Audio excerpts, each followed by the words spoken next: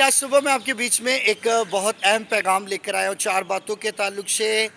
برکت کے تعلق سے، حدود کے بڑھنے کے تعلق سے، خدا کے ہاتھ کے تعلق سے اور بدی کے تعلق سے۔ تو یاد رہے کہ انسان برکت خدا سے پانا چاہ رہا لیکن نہیں پا رہا، اور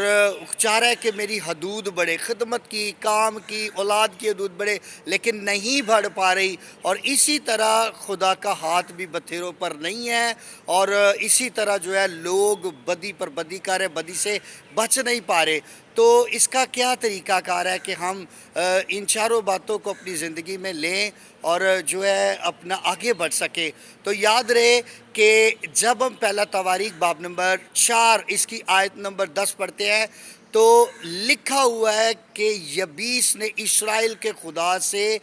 دعا کی۔ اس نے کہا کہ مجھے واقعی برکت دے اور تو میری حدود کو بڑھائے، تیرا ہاتھ مجھ پر ہو اور تو مجھے بدی سے بچا کر رکھے تو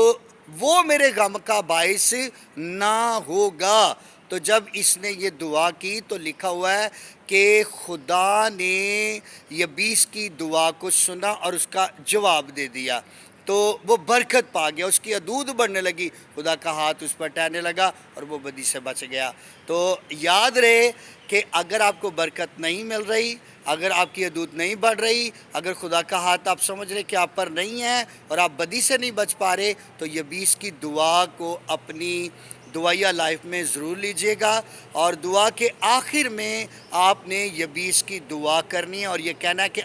مجھے واقعی برکت دے